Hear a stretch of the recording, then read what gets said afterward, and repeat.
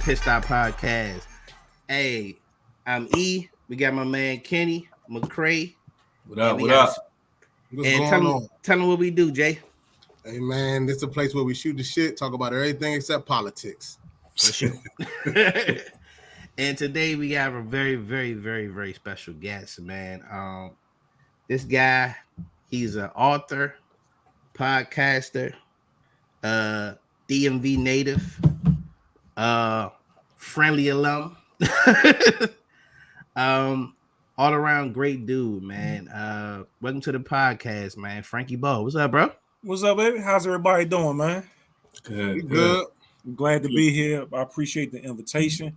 It's refreshing to be back in the presence of strong brothers. On my podcast, I'm used to being surrounded by brothers, but it feels good to be surrounded by good brothers again, man. Nah, for sure, man. So what we do, man, we had the warm up. It's the warm up lap, so we go around, see how everybody doing. But we're gonna do a little different this time, man. The warm up lap, we just gonna get to what you got going on, Frank, man. So, man, so get the people your background, man. So, like you said, I'm a DMV, born in Washington, D.C., raised in Oxon Hill, Maryland. Went to Friendly High School with y'all fellas, man. By day, I'm a civil engineer for a utility company. And by night, I do podcasting. I'm an author of a book. My first book, Calculated with Love, dropped last year in January. That was dedicated to my son. My oldest boy, who's now at Southern University, got into business, man. I got into business over the quarantine and invested in a few local companies and became a silent partner in a couple of them. And I actually work really hard in one of them. So, I'm just trying to be a well-rounded individual and leave some good examples for my children, man. Nah, for sure. So you said the book was inspired by your son? Yeah. So, Calculated with Love, his journey to self-awareness, love, mindfulness, and consideration. And we was home over the quarantine, so I actually started this book like 2019, and I was going in a whole nother direction. The name of the book was called Sleeping with the Enemy. Yeah. That was a hell of a pivot right there. But over prayer, and God directed my path somewhere else, and having these conversations with my son about relationship, basically, you know what I'm saying? Because nobody really had these in-depth conversations about how to talk with other people, how to talk with your brothers, how to talk with your girl, just how to build a business and things like that. No one had those conversations with me. I had to learn the hard way. I bumped my head 1,000 times, so I decided to give the game to my son. And we had these conversations, and what I did was I put them in here too. You know what I'm saying? Was it like a riveting story? So is it like chapters? Is it scripts? Is it like poems? How is it set up? Yeah, it's a chapter book with 9 chapters, right? Okay. In the book also has a story. Chapter 1 and chapter 9 is the story of a couple. And if you can watch P Valley, if you can watch some of that shit that's on TV, you will enjoy the story. The story is not about me per se, but I had to put a little bit of medicine in the candy to keep people engaged. Gotcha. So ladies actually love the story, even though the book was tailored for young men 18 and older.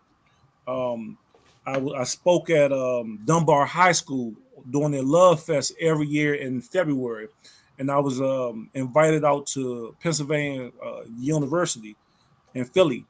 And they brought a stack of my books for single moms, yo. Wow. And so I went out there and we spoke, and we had a good time. We talked about the book, but we talked about raising young men, single moms sometimes feel like they don't have an outlet for their young men to go and seek other males to get advice from.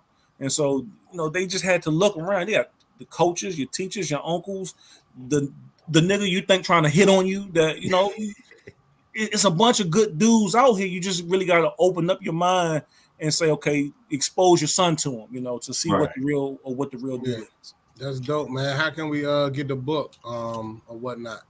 Calculatedwithlove.com. So if you go to calculatedwithlove.com, you can go ahead and purchase the book there. It's also I got a page on that website with some goodies. You can also review my podcast, the Root Cause Podcast, on calculatedwithlove.com. That's dope, man. I definitely understand that. You know, coming from a home, my mom was a single parent. I remember before I went off to college, she gave me Hill Hopper's book. I think it's Letters or Message to a Young Brother. Yep, I got the same book, yo. Yeah, so you know what I mean, and it was, you know, it was a dope read. I mean, I don't like reading. I ain't gonna lie, I never finished it. You know what I'm saying? Because I'm not a reader. But as I got older, trying to get into it, you know what I'm saying. But it was a dope read from what I did read of it. So yeah, that's dope, Frank. Yeah.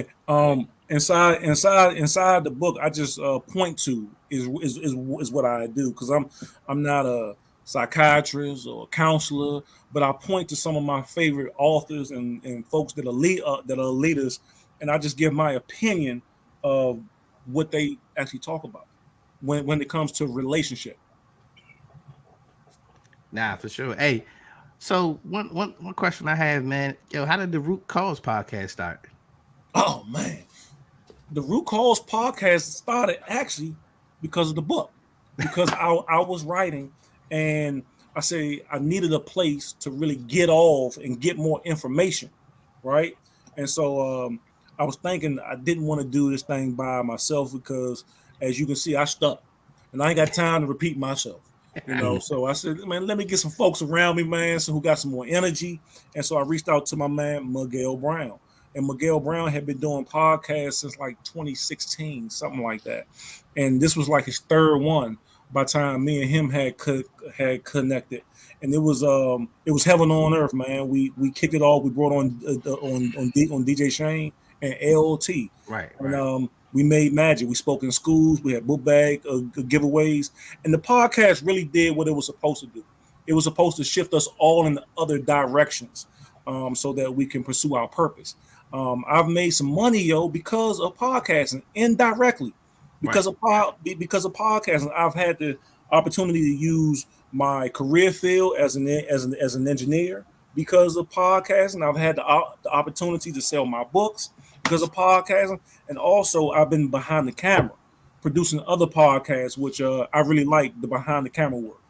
Right. Yo, that's funny you said that, because I think when I started the OT show with my man Grayson, shout out to him. Yo, it took us so many different avenues or so many different ways.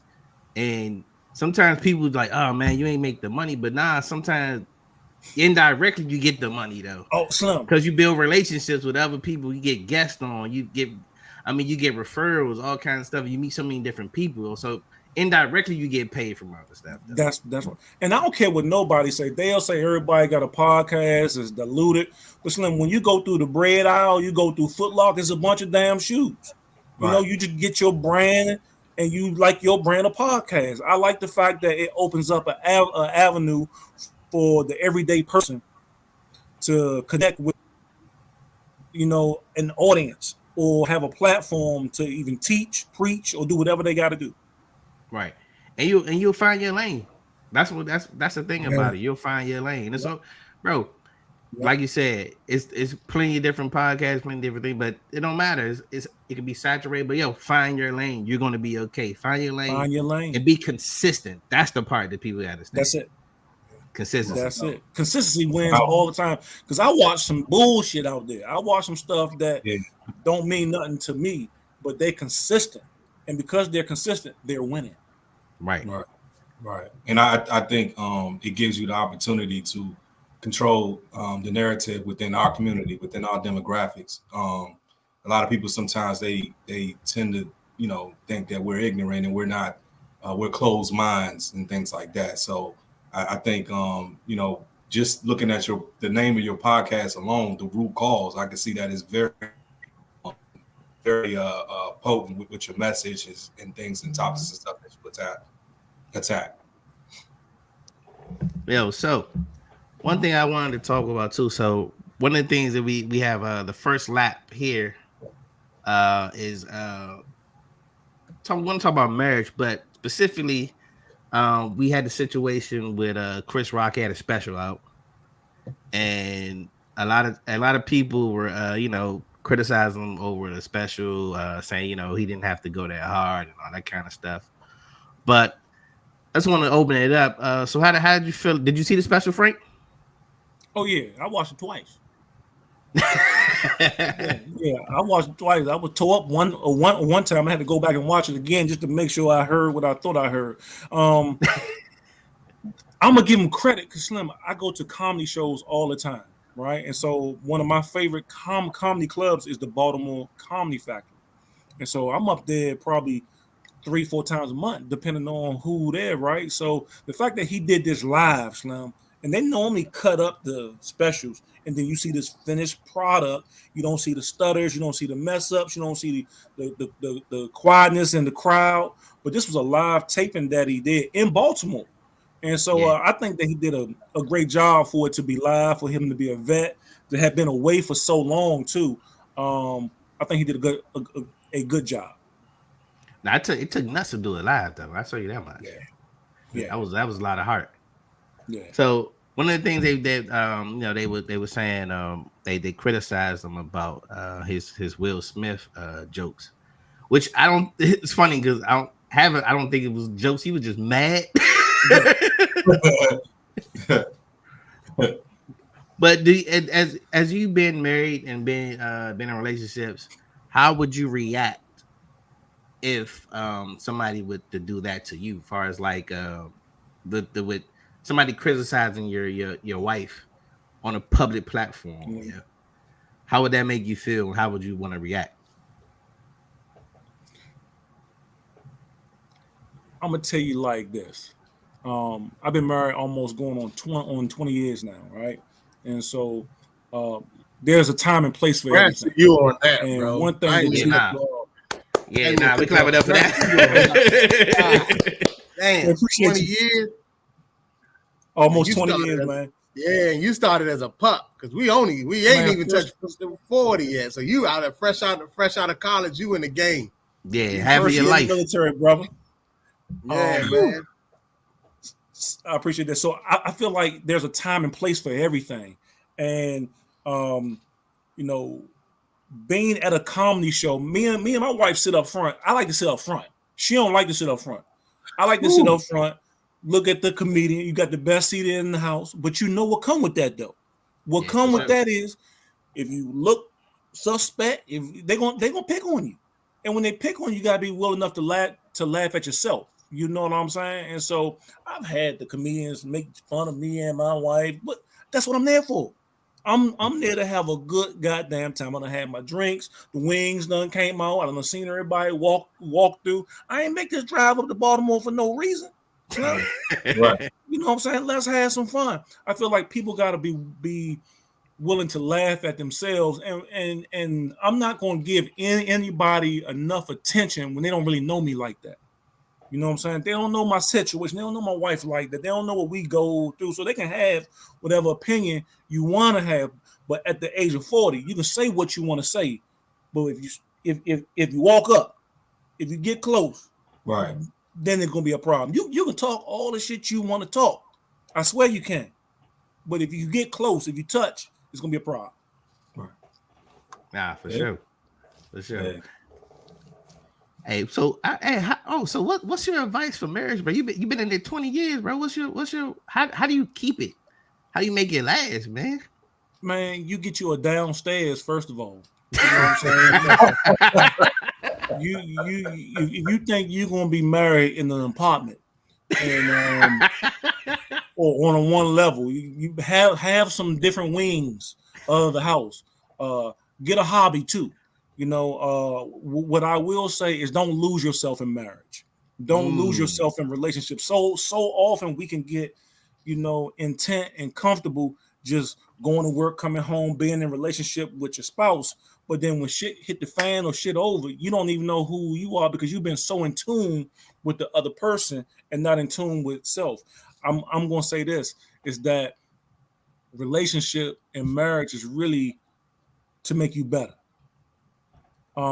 Without marriage, I'm gonna be real with you, man. Without marriage, I'd have been in trouble a long time ago. I mean, Because what I get it. I get it, bro. Because it gives you a sense of responsibility too. Yeah. Slim, I had to provide, yo. I don't know if he would have been in trouble, bro, because I ain't married yet, and I had a hell of a run. So I don't know. All I'm gonna say is that I was married, and I still ended up in handcuffs. You know what I'm saying? So if I didn't have that, it might have been 3 strikes. I don't know. But Yeah, what I'm saying is that it gave me something to work towards too. Of course. You know what I'm saying? Like I had a responsibility. I had kids. I had a wife to make sure that I provide for, and someone that was looking up to me. So I had to make sure I set an example. You had to be a man. I had to be a man. Like structure. Like structure. Yeah. And I needed that. I needed the structure, just like my man Kenny said. I needed that. You had to be a man. Structure. You had, like you said, you had to be accountable. Yeah. Accountability. I think that's one of the main reasons I think some marriages fail. Some people don't want to be accountable for shit. Mm-hmm. I think it happens because guess what? If you don't have to be accountable or responsible for another person or anything, if it's just you, it's less pressure. Yeah. But when you have to be accountable for your actions and somebody's depending on you, it don't have to be financially, it could just be emotionally. Yeah. And some people can't take that. But you got to understand that's what marriage is about. You're gonna have to sometimes they're gonna have to lean on you. That's it. You know what I'm saying? You're gonna have to lean on her, she gotta lean on you or whatever. That's I was gonna say it's more of a I don't know, I'm just speaking from my opinion. I think it's more about partnership. More so not just one person taking care of the other 100% of the time. Just like E say, sometimes you may be going through some things, you may need to lean on her, or she may need to lean on you, but whenever you guys reach your bottom, you can always reach up, to be pulled up. And I think that's what an equally yoked marriage is and what it's supposed to be. Nah, for sure. Yeah. I will say that you want to do your research though. You know what I'm saying? More folks will go out here and do more research on the new car that they're gonna buy, right, new pair of shoes that they're gonna buy, than they do motherfucker that they're gonna sleep with. Yeah. I call it the interview. Yes. Yes, man, you gotta be willing to have them hard conversations. It's all good and fine to have the small talk and put on that mask that everybody want to put on when you first meet a person, right?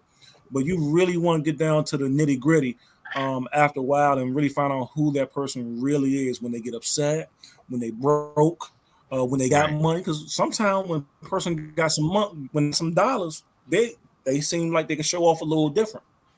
Oh, for sure. I'm listening to y'all, brothers. I ain't had the luxury of being married, so I'm gonna definitely sit this one out, pay attention. Of course, I've been in a relationship, live with someone, but for me, it's like I said, whatever you and your partner want it to look like. You know what I'm saying? Like you said, hard conversations.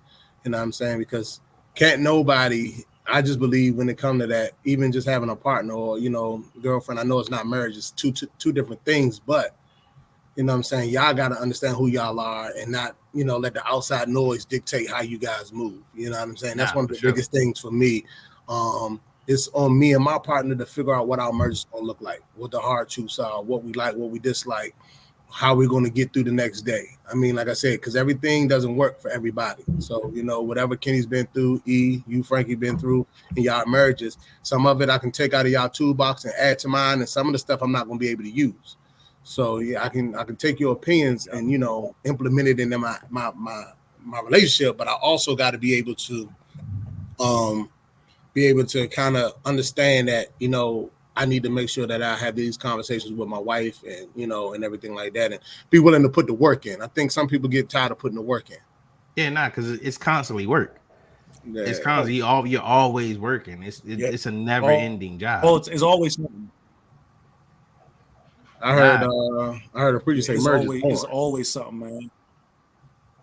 Yeah, I heard a preacher say marriage is born. You know what I'm saying? And I said I didn't want to take it that way, but I understood what he was saying in the sense of this is your life every day. Like this is what you work. You know what I'm saying? So you got to put the work in. You got to keep it.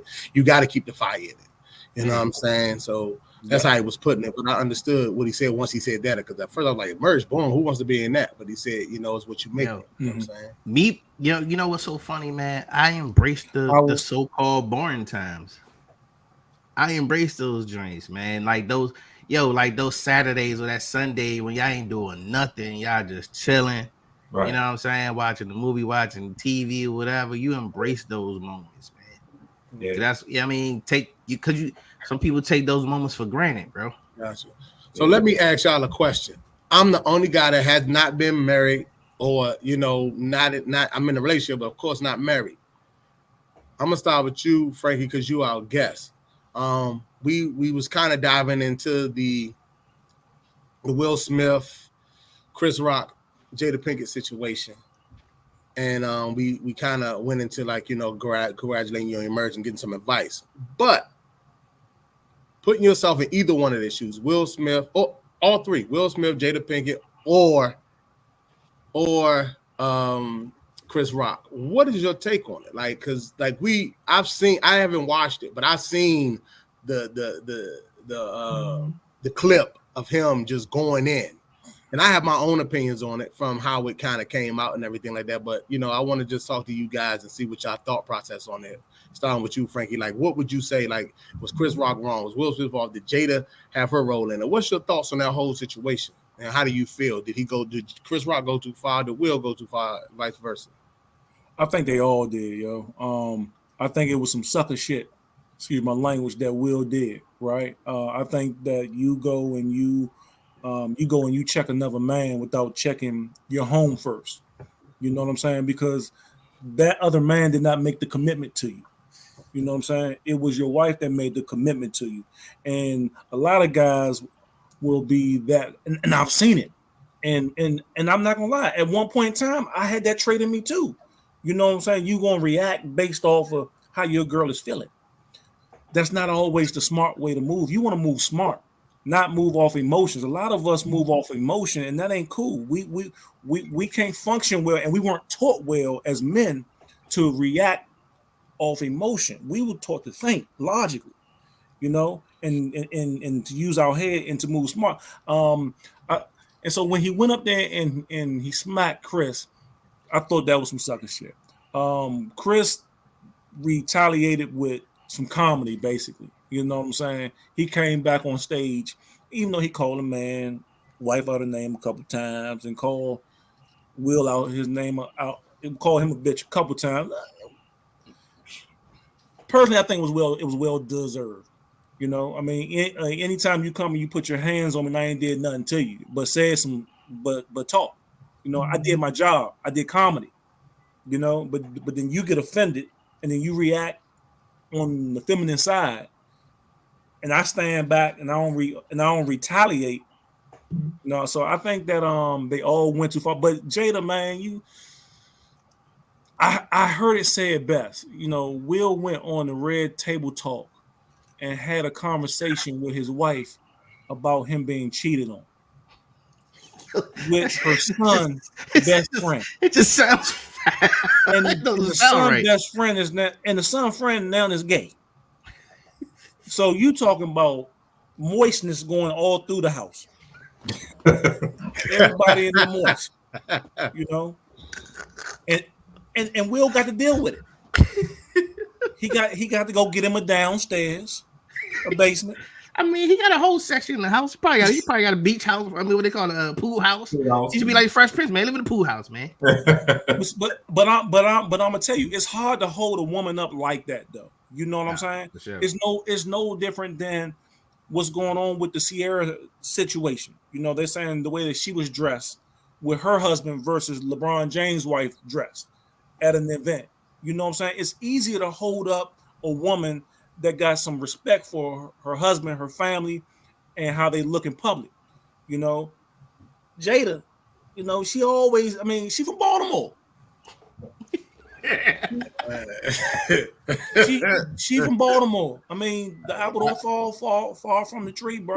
Hey, listen here, you Baltimore ladies. That's Baltimore, baby. What it do? Hey, shout out to Kashawn and Blueface, man. That's not the opinion of the Pit Stop podcast. We love you, Baltimore. I know. We love your two-step. We love all the thing about you. You love everything. No, hey, but, look. I like The Hey, what's your Wire. thought? Yeah. Hey, what's your thoughts on it, man? What's your take? You know, being a married man. You know, been a married man, and how would you? Nah, I mean, I understand what Frank's talking about, man. Because yo, that's the funny thing about being in relationships. People don't understand the responsibility. And the reason I say that because it happens a lot. Yo, you out, especially if your girl is something to look at. It comes with responsibility, bro. And I don't think dudes understand that part, bro. Like, if your girl's a looker, she don't even gotta be dressed crazy. She just have a nice physique. And that could be an issue. Yeah. If your girl fat, bro, it could be an issue. You don't even be wanting to deal, you don't want to deal with it, but it could be an issue, bro. You just gotta be prepared for that situation. Know what you're dealing with. Yeah. If that ain't something you want to deal with, then that ain't the girl you want to be with, bro. Because it's gonna be a time you're gonna get tested. It is what it is, bro. Mm-hmm. So you just gotta understand what you're dealing with, man. Okay. Kenny, what's your thoughts on that, bro? You know, I agree with everyone is saying on that side. But you know, more so with Will, like Frankie brought up the incident, the entanglement with his wife and things like the issues that he deal with. I just look at it you know, this guy took the high road for over 30, 40 years in the entertainment business every time. And he messed up one time. And people put him on a crucified, try to cancel him, all this. I don't know if they try to cancel him, but they just giving him a hard time. But I look at it like you got two men, Chris and Will, who's friends. I think the whole thing started over. I think Chris talked about it in his stand-up about, remember the whole Oscar boycott? They wanted, you know, he had the hosting and then Jada called for him to step down and he was like, fuck that, excuse my language, and, you know, went in a little bit. I just felt like there's a lot of unknown factors that we don't know about that may have caused Will to react the way he reacted. Like two men that are friends and I see you went in on my wife. I felt like they had a conversation before that incident. And I felt like I know he's a comedian, but when he touched about a topic about his wife having alopecia and how just... He didn't know that, though. He said he didn't know. Well, okay. He said he didn't know. But let's say he did know. I mean, these guys are friends, right? You attack her and she really, felt a certain way about her condition. She was on the red table talk crying about it. You know what I'm saying? So I felt like he chose the biggest stage in their field and attacked his wife. Maybe post a conversation that they may have had, that no one knows about. And I just felt like he reacted off of emotions, which is something that, I go against, like what Frankie said. I think you got to think and be logic, but he's human. His human reaction. That was his first, reaction, and he just walked up there and did what he did. And I just felt like, even with the whole T.I. Mayweather situation a few years back, I felt like T.I. approached Mayweather, and it's on YouTube, in some part of New York, and then Mayweather continue on, and next time T.I. saw him, he was on site. I just felt like I have no problem with a man defending his wife, man, by any means. You know what I'm saying? Taking off on whoever. I don't think that's more of emotion. I think Will just was on man time. Like I had a conversation with you. I'm assuming that's just, it doesn't equate what really happened, but I just think that's just how I put it together. I said, man, they had to have a conversation for Will to react like that. You know what I'm saying? So, but I want one thing that you have to people got to understand the word consequences. Mm-hmm. You can react. You can do whatever you want to do. That's why I have to tell people you can say what you want to say, but there's always consequences. Yeah. And guess what you can't do? You cannot tell somebody how to feel. Yeah. I mean, it doesn't matter. I guess. I mean, like I said, I don't know, man. I ain't married, but you talked about your situation publicly. Mm-hmm. So you gave him ammo. You know what I'm saying, to talk about it, no matter who it was. You know what I'm saying? Like I can't believe that And I haven't heard anybody, but I just can't believe that Chris Rock was the only one that made a comment that said something. Maybe not about the alopecia, but I know it was better jokes on the internet than the jokes that Chris made. I'm saying you made your situation public, and you already know what social media is like and what world we live in today. You know what I mean? And then, like, if I'm not mistaken, from what I looked at, he was laughing, looked over at Jada. Jada gave him a look, and then he, went and did what he had to do, whatever, slapped the hell out of Chris Rock, right? And but wasn't that a weird sequence though? Like I just think, like production wise, I don't know if that really was in real time. You know what I'm saying? Whether it was in real time or not, it just looked the way they did it. Whatever, if they cut it and did what they did, it just looked bad across the board. He looked at her, and then she gave him a look like, really. And then he went up on stage. You know what I'm saying? And from what I seen, I could, and then my eyes could be deceiving me. I could be making it up. We could speculate all day, right? Because we wasn't there. But he slapped him, right? I thought it was a joke. I did too. I laughed when it happened. I said, "Oh, this is a good little bit they put together." But he slapped I thought it was him. a bit too. Yeah, he slapped him, and Chris Rock ain't do nothing. You know what I'm saying? Took it on the chin, whatever have you. So when he finally got his chance to speak on it, he spoke on it. He spoke the way he wanted to speak. And he's getting some scrutiny for it and everything like that. But now I want to see because the line, we all know the line. Keep my wife names out your mouth. You know what I'm saying? Mm-hmm. He went a little harder this time. Where you at now? Like, let's see what this is going to be now. Like, let's see how tough you are now, because you told him what it was. Nah, you're going to run it to him again. It's Hollywood. You got to eat that one, bro. That Marlon Wayans bit. I don't know if y'all saw that, man. But Marlon said the spirit of Tupac. Yeah. But what I'm saying is, like, you know what I'm saying? Just even in that space, like, to feel like, and then for Chris Rock not to react, I mean, I don't know. I don't know. Like, not saying that I'm ready to fight every time on sight, or you know what I'm saying, but I don't know if I can let a man open hand slap me and I don't win or lose. Like and that's another thing, bro. The fact that he didn't take the time to a slap is the most disrespectful thing you can do to a man. Yeah. And then he turned his back and buttoned his jacket back up. He turned his back and buttoned his jacket back up. And then like Jada and Jack, I think they went back to Jada. She had like a little smirk on her face. Like, I just felt like, with what she did and how she did it, like it's the word entanglement was cool. If the roles were reversed, you know what I'm saying, it would have been he's a dog. That third. I'm not saying they didn't say these things about Jada, but we can't say entanglement, right?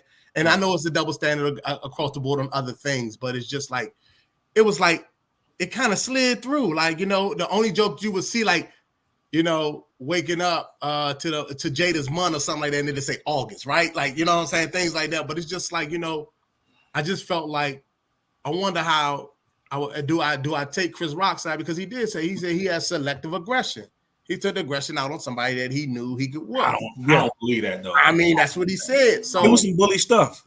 Yeah, I feel like, but like after hearing you guys speak about it, you definitely defend the honor of your wife. But I think they all were wrong. I think if anybody was on that stage, I think Will would have reacted the way he would react. I don't care who it was. I think Will would really walk up. Will is not a little guy, huh? Like, I don't know about that one. I know, but you talking about you looking at Fresh Prince. This is a grown man. Like I said, I don't think he's a sucker. I don't think he's this. I don't think that. But I don't know if he's going to haul off and hit Corey Holcomb. Man, I don't know. I think so. If he's going to haul off and hit Corey Holcomb, one of the most disrespectful comedians that we know. I don't know if he hits Corey Holcomb like that. I don't know. But Corey's not gonna let it happen though. You know what I'm saying? I don't know if D.L. Hughley is going to just let him haul off and slap him like that. What I'm saying is, I'm saying Will is going to react, but I'm not saying that Corey Holcomb or the other guy that Frankie just named is going to react the way Chris Rock reacted. You get what I'm saying? But I don't think he gets to that point. Like, I don't think that it's going to be like, I don't know if Mike Epps lets him walk up like, you know what I'm saying? Like, I don't even think he does that. I don't know. And like I said, me personally, I get it. You slapped him because you said you lost it or whatever. I don't know, in that situation, what I would do. I'm not going to be like, oh, what I'd have done is this. I'm not that person. But I don't know if I would have been on TV slapped. I might have pulled him to the side like, yo, what was that about? Because if we are friends, if we are people, like I said, like, I should be able to check you regardless. You know what I'm saying? Like, I ain't gonna never disrespect you. Like, if we friends and you said something like that, it was a little joke. Like, yeah, I'm gonna be upset about it, but I don't know if I'm gonna get up and haul off and slap you right there in front of everybody. You know why I say that, and we can we can get off this, but I just think like that's not consistent in Will's character in any form or fashion in front of the cameras. And I just think when it happened, we thought it was a joke because we never saw that side of Will. You know what I'm saying? We always saw the jokey, just laughing, cutting jokes. We never saw nothing get to Will like that. And I just think that was the last straw. He just snapped. He blacked out. And how many things we done uncharacteristically when we black out? Will I just felt like, I feel you, but I just felt like, I don't know, Dear Hughley, Corey Holcombs. I don't know if TK Kirkland, I don't know if he gets I just don't see it being walk up, open hand slap, or walk up, even feel like you're going to get that close to walk up and open hand slap. Nah. It definitely was a personal thing. Yeah, if you know, because like I said, the way Will approach the situation, you know what I mean? Like I said, I don't know if they're friends. He didn't expect it. But I don't know if somebody else sees him walking like that. Like, I don't know if Earthquake, like, I don't know if they just going to be like, you know what, go ahead, keep on walking up here and go ahead and just, you know what I'm saying? Once he raises his hand, like, I don't know if they not rumbling that up. First of all, I don't even think Will would have got the slap off. I think once you raise your hand, my automatic instincts is like, oh, we moving. I'm come back. Yeah, I'm counting. I watch a lot of boxing. I'm counting that joint. It's just like automatic instinct. Yeah. Hey, but Jay, I want to follow up with what you said though, and you was talking about Will's reaction once he saw his wife wasn't laughing, right? Mm-hmm. And you mentioned Corey Holcomb, man. I go to his shows all the time, and I'm talking about it's knee slapping funny, nigga. And he going hard on women. I don't give a damn. That's one of my favorite comedians. I'm laughing, I'm slapping my knee. But when you look around, man, you see dudes scared to laugh.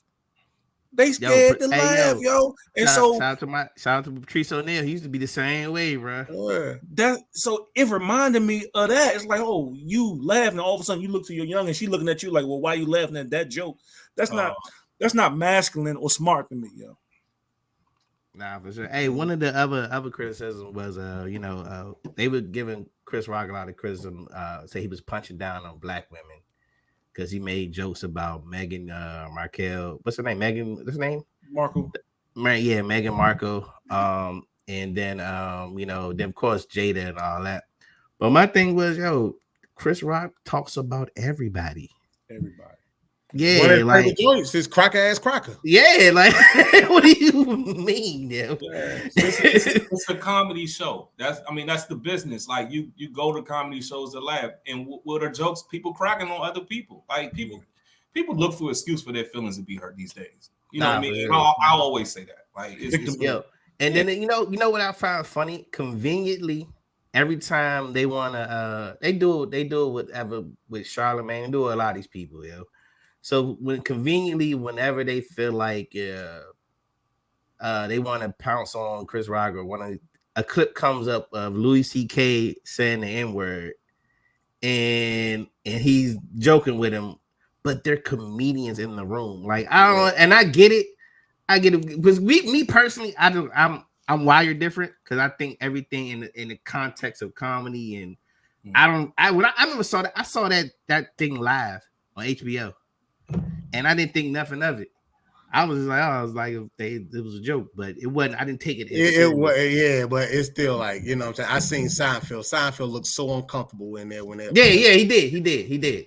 And but like it's crazy, you know what I'm saying? Like you said, because they pounced on that, like, right. So I was just watching a clip.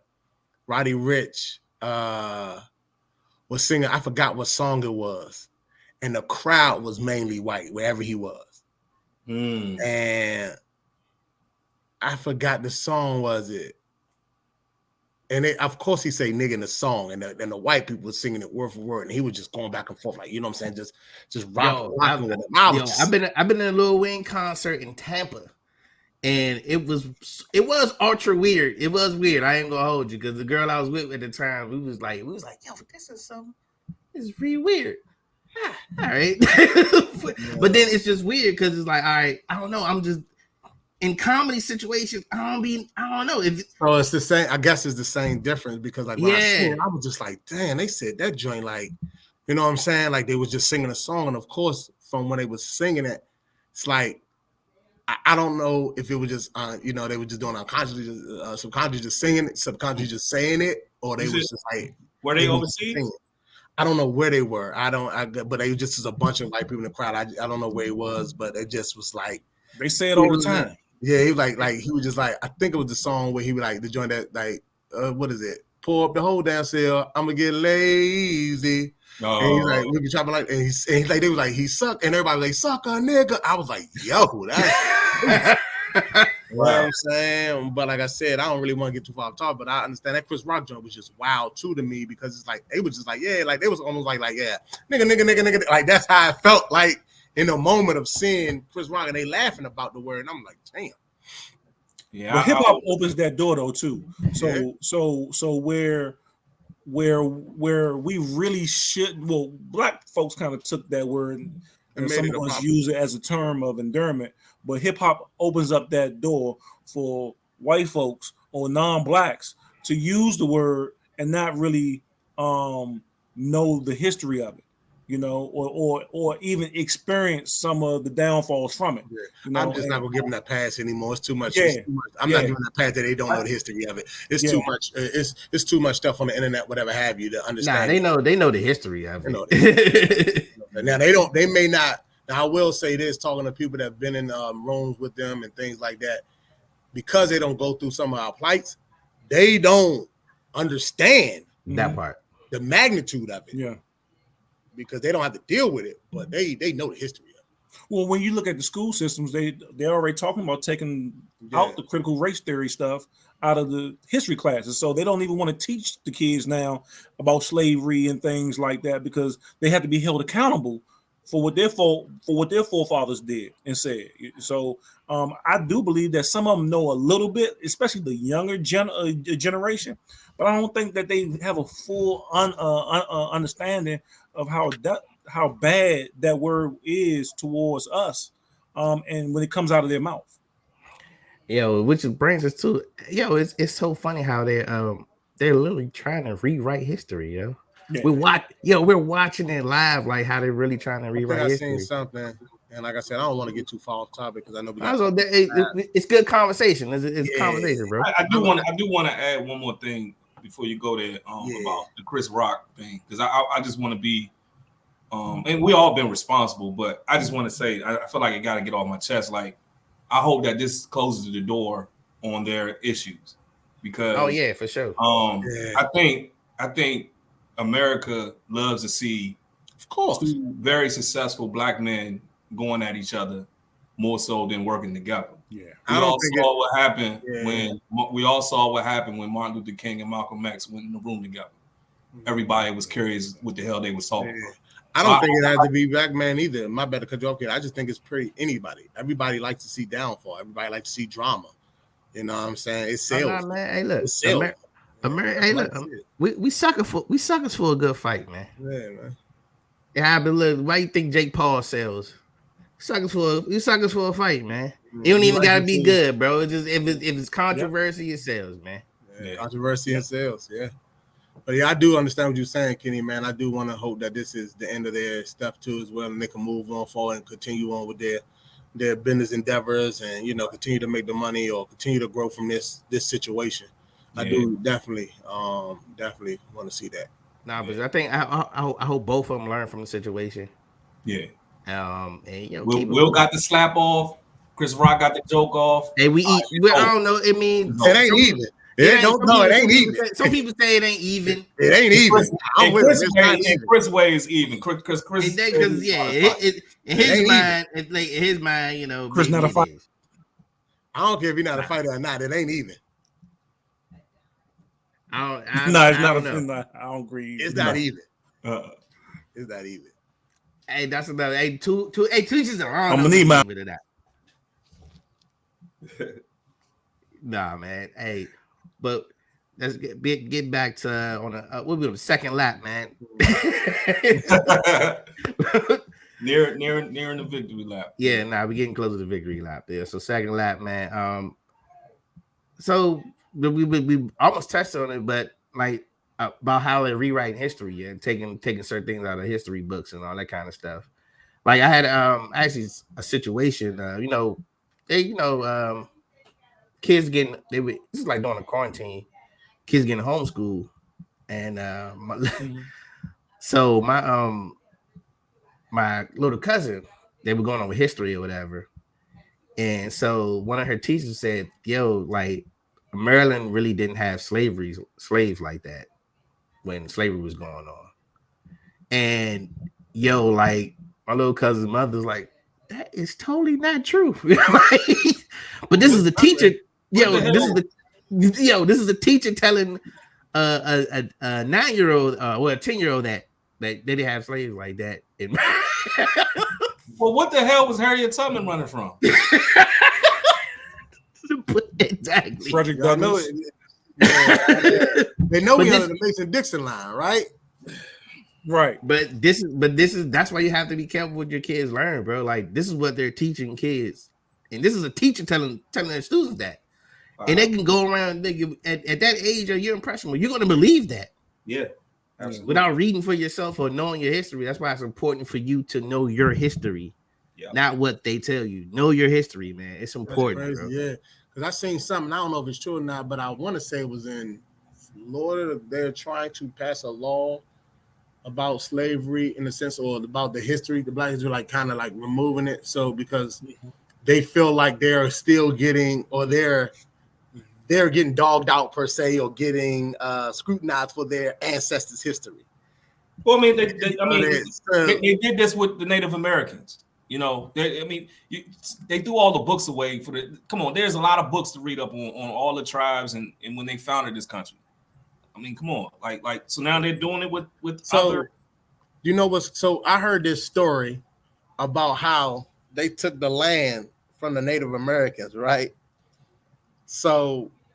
And I got to look it back up because I can't remember how it went. But the Native Americans didn't know about ownership, right? Nah, because at that time, the land is the land. The land, man. Yeah, so it's yours. We didn't have that thing. Land, So they just sold the land to them.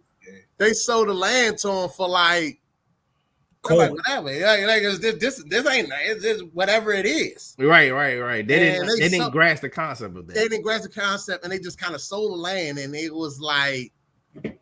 Then they start like that's how they traded the land per se, and they didn't really know what it meant to anything like that. And I was just like, I need to go do some more research, like you know what I'm saying, and really dive into that because that's crazy to me, like because you know.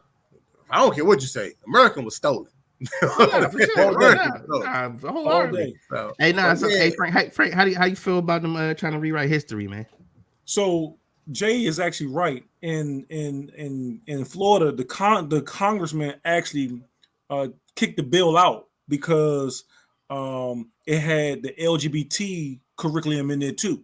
I saw that. And so what they tried to do was they tried to melt everything together instead of just taking out the LGBT stuff. They took out the Black history with it also. And so growing up, we ain't know nothing about the LGBT. When we had our Black history programs at church, nobody spoke about the LGBT group, right? It was just Black history. And so now they want to combine those things like their struggle is our struggle. And so America. I will say that I'm tired of America just wanting us to just forget it. You know, the Jews don't have to forget their Holocaust. You know, the Chinese don't have to forget theirs.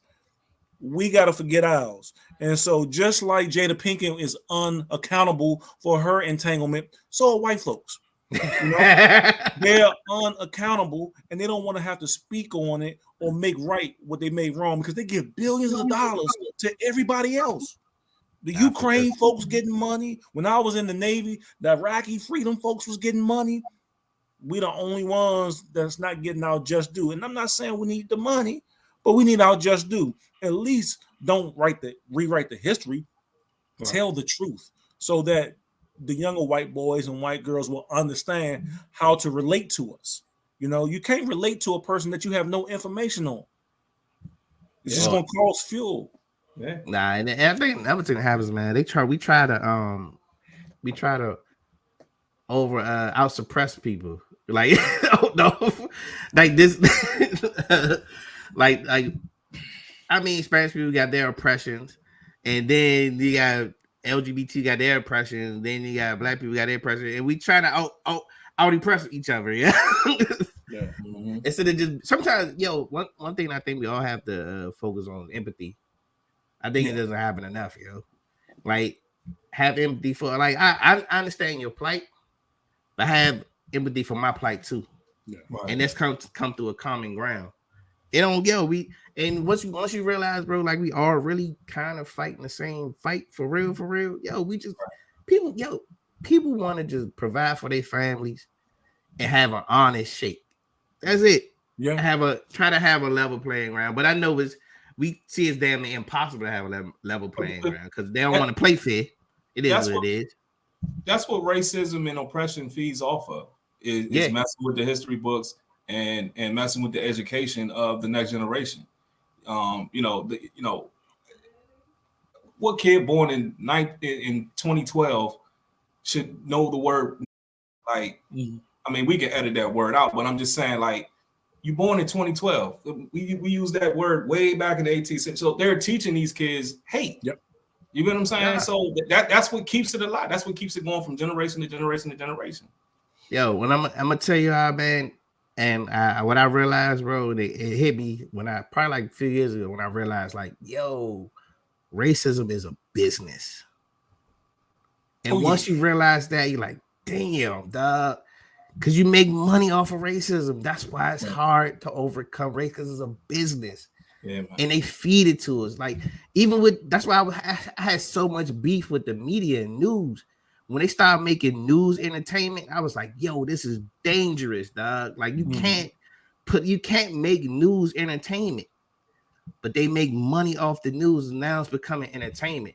So now, it's almost like boxing, bro. Like, it's sports. You got the Democrats and the Republicans. You got the red against the blue, and they make it entertainment. And they make money off of it, bro. Yeah. So that's so hard to overcome. Everything's a business, man. Everything, whatever it is gonna make that dollar. You know what I'm saying? Stretch, or if I can scratch your back, scratch my back. And then, like I said, it all depends on who. And for us, it all depends on who's at the top, because I can pull everybody up, you know what I'm saying, and put people in position if I'm on top. What was it, nepotism? I can do that when, I'm in positions to do so. So, like, even when you look at sports, you know what I'm saying, you look at the coaches, you know what I'm saying, like, a lot of coaches I see that, then they had their sons coach. Their sons become a quarterback coach or start as a quarterback coach, linebacker coach, then so on and so forth. And now they in a position to be a head coach without having to go through what like Irby Enemy did, right? Because he didn't have somebody there to put him in a position to do better. Just like who's the coach of the Texans? Well, who was that coach of the Texans just now? Like, he got fired this year after having a terrible team. Like, you know what I'm saying? You're talking about Levy. Lovey Smith. Like, we just don't get though. And like I said, I know this all keys in the racing, but when you look at those things like that, we never get a fair shake. And I think we try so hard to get a fair shake that sometimes we may just listen, man. We may have to make a fair shake of our own within ourselves, within our culture and our community. You know what I'm saying? Because, like I said, we already know that it's hard to get a fair shake in certain things. As long as they feel like they're giving us something, we should be happy. Well, I feel like they look at it like this. Well, listen. 10 years ago, you only had one black coach, right? And I'm just saying that. Now, 10 years later, you got 6 black coaches. Mm-hmm. We put this rule in, that rule in, to make sure that, you guys just get opportunity. We ain't got to hire you. We just got to give you opportunity, right? And I think that's just how they look at it. You know what I mean? And I also think, too, that because they didn't have to go through some of the things that we had to go through, they don't understand it. Like, I remember when I was talking to a friend of mine, I said his name over there, Frenchie. I was talking to Frenchie, you know what I'm saying? He was going to become train to teach us how to, gun teaching classes on guns and stuff like that, concealed carries and HQ Wells and things like that. He said he was in class and he said some of them was like he was sitting in there with, they were only black people in there and just hearing how they talk. Like when you get pulled over, what we have to do and what we go through, they were like, why y'all just don't go say something to the guy? Why y'all just take that? Y'all just go take the call. This is the law. Yeah. And it was just like, the law don't work like that for us. They like, are you serious? Hey, James, my wife, she manages a couple of law firms. And I hear these stories of these young black boys, black men, got full rides to school. They get pulled over by the police, especially in the South, and they lose their scholarship and everything based off of the way that the law treats them. And so one of the lawyers is a cousin of my wife, and she was like, "Look, we need to have a talk with little Frank. He's away at school. He needs to learn that if something happens to him and he gets into it with the law, he needs to be quiet. Mm-hmm. Don't say anything." Because they tell you have the right to remain silent. So many of us go out there and try to do what white folks doing when we're not white folks, and the law is not really working in our favor like white folks. You know what I'm saying? Mm-hmm. So we really gotta, go take that road to just get home. All right. You know what I'm saying? Just make it to the crib. Yeah. Because we don't know the right people on the back burner. Because we don't know the right people. I mean, just seeing little things that I seen until I highlight. If you ever see a mug shot, the mug shot they put up of us is the worst mug shot they could find. If you see others mug shot, they in their suit and tie, got a smile on their face. You know what I mean? The camera, the lighting behind the camera is brighter. Like even when they was talking about Nicky Barnes, they said when they put him on there, they wanted to make him look like the toughest gangster in New York at the time. They took it and darkened up the lighting so it can look like he was grim and like a menace when he took that picture that's on I think it was on the New York Times.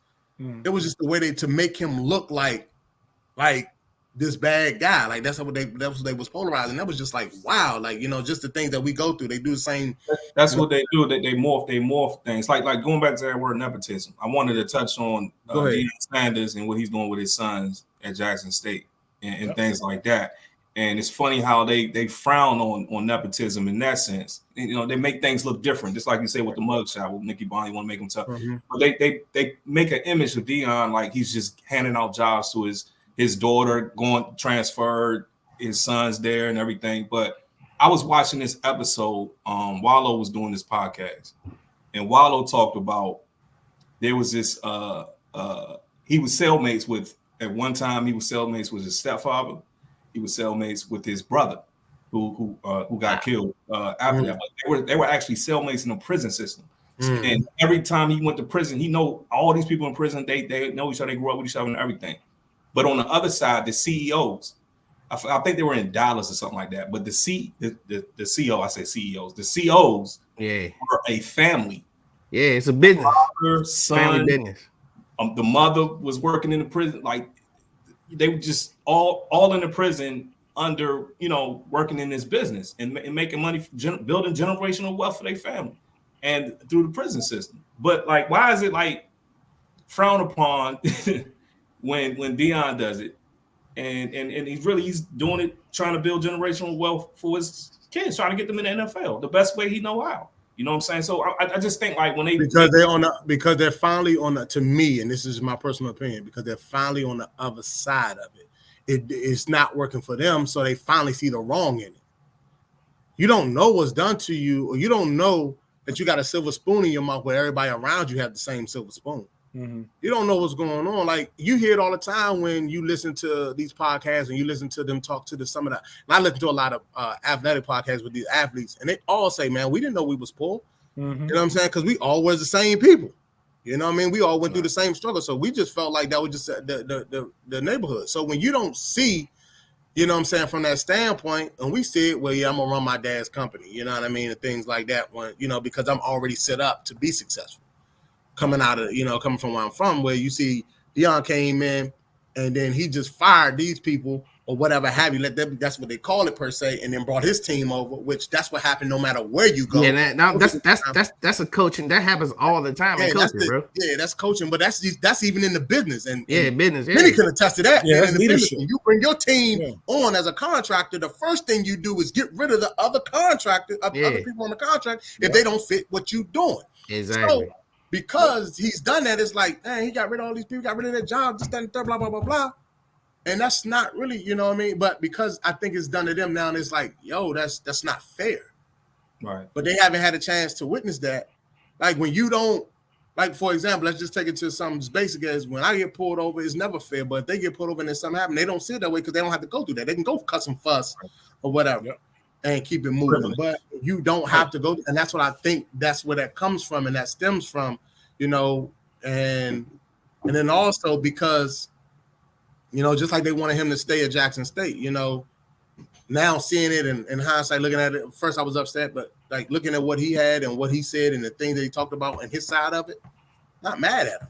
Yeah, at that setback, after that setback and got the emotion of it off and realized what was really good and got to it, I ain't really blaming, bro. He did. I mean, like anybody. It's a better opportunity for him and his family to make a better put his kids in a better situation, you know, and that's what we all trying to do anyway. You know what I mean? You know, his son is the quarterback. I think it's Shador. Is already a top prospect in the draft in the future as a quarterback in the league. Like what he's is genius. Like he said, I'm doing this for my kids. Like really, like so. And like when he talked about Jackson State, he said it's not even about, you know, the money and all those things and everything like that. He just talked about it a little more in depth. He was just like the other things and the reason why he did it was like, oh, okay, cool.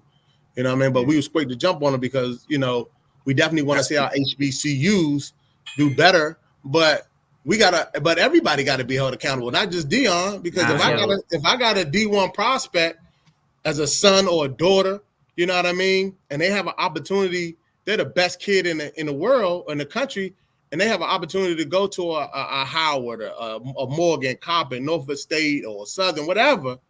And I send them to Duke because I know me put him in that Duke uniform is going to get him to the NBA faster than him going to Norfolk State or Coppin, Morgan, whatever. Why not? Right?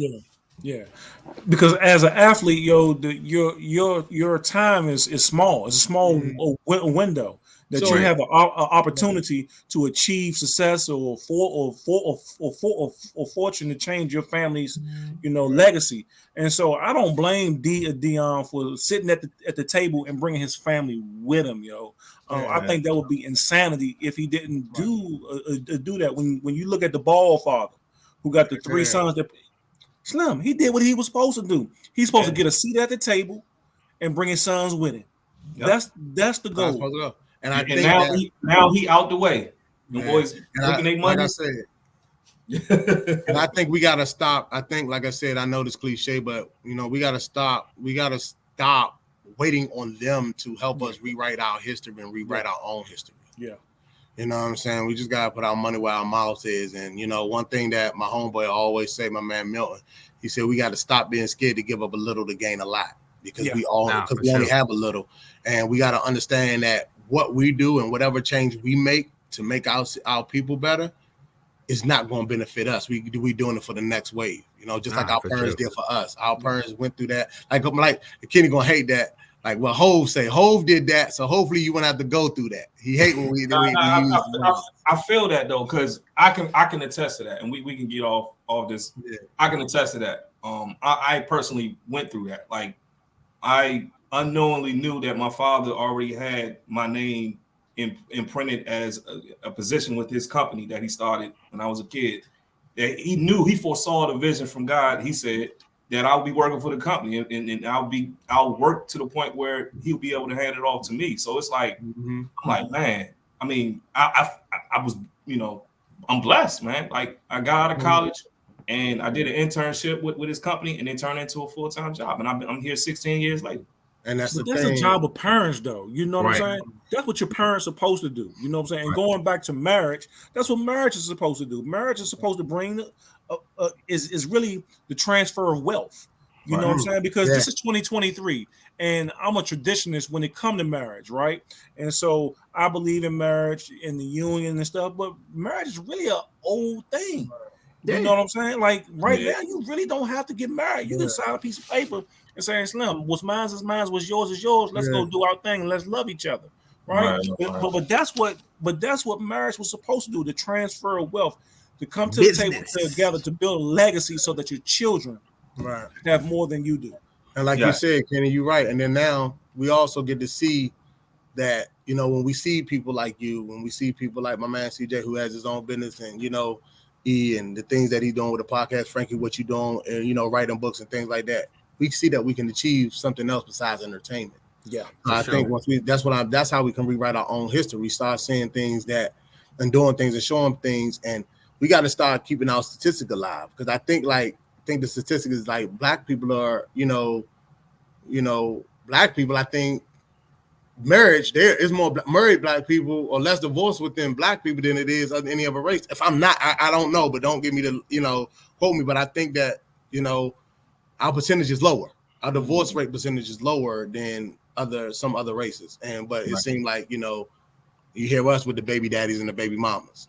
Oh no, but our negative gets publicized more though. Yeah, that's how it is though. Oh yeah. So I just think, like I said, as long as we trying our best to rewrite the history and do what we supposed and do our part. I can't make anybody else do their part. As long as I'm doing my part to make our community look successful, I'm doing my job. So man. And it's our job as brothers in the community to support one another. To support, like I support your relationship. You know what I'm saying? Because if I don't do that, that fucks up your household. Yeah. And that messes up your money. Yeah. You know what I'm saying? Which now that's taking food out your children's mouth and vice. You know what I'm saying? So it's our job as a community to also to support the marriages and relationships in our community. Nah, for sure. Hey man, we get to the victory lap, man. So victory lap, man. Shout out to Nip. Neighborhood. Victory, yes, man. Victory lap. Hey, matter of fact, before we even get to that, man, if y'all don't get a chance, man, check out Earn Your Leisure, man. They interviewed the marathon people, man. Okay. Oh yeah, yeah. Blacks. Yeah, they interviewed the marathon. Bet. Team, whatever. Yeah, they interviewed Nipsey brother, Black Sam. Mm-hmm. And then everybody that's involved in marathon, man, they doing good work over there, man. Okay, definitely check that out. And what's amazing about it, that they're continuing Nipsey's vision. Right. He put that, he had that play, he had that vision for a long time, man. Yeah, that was a wise play. He was he had like a 10-year, 12-year plan before everything. Like he had everything mapped out, and just to see that they continue, and he had the marathon continues. Amen. And then just to see, we talked about generational wealth. He had everything packaged where like his kids would get the royalties for everything. His kids get the royalties for the clothes and stuff like that. It was just phenomenal stuff, man. So if y'all get a chance, check out that Earn Your Leisure with the marathon team, man. And the victory lap, man. Final thoughts, man. What you got, Frank? I'm gonna go with seek to serve, success will come. Since we've had a conversation today about relationship and marriage, everybody gets into relationship thinking it's just about what the person can do for them. When you're actually supposed to be of service, in any relationship, you're supposed to be of service. And so I believe if you seek to serve, even in business, success will come. Don't chase the money. Don't be selfish. Service. That's dope. Nah, for sure, man. Let them know where they can find you at, Frank. Hey, man, you can go to calculatedwithlove.com to get the book, Calculated with Love. You can find me on the Root Cause podcast, also on the TUL channel, the Underground Lab, which is on Roku and the Fire Stick. You can find the Root Cause podcast. Nah, for sure. Hey, man, the name of this episode is Do Your Part. Okay, do your part. I like that. Do your part. Nah, for sure, man. We only accountable for what we can do, man. Do your part, bro. That's it. And with that said, it's the Pitt Stop Podcast. I'm E. I'm Kenny. And I'm James. And before we get off, always want to keep my man name alive. Shout out to J.R. Pittman. Like I said, we started this podcast because of him. So anytime I can get a chance to keep him alive, I want to definitely keep him alive. So shout out to Ronald J.R. Pittman. And that's our guy, Pit Stop, because of you, bro. And happy birthday, belated birthday to Lil Jake too, man. His son. So just want to keep this alive as much as possible. So keep his name ringing. Nah, for sure, man. We love y'all, man. All right, peace.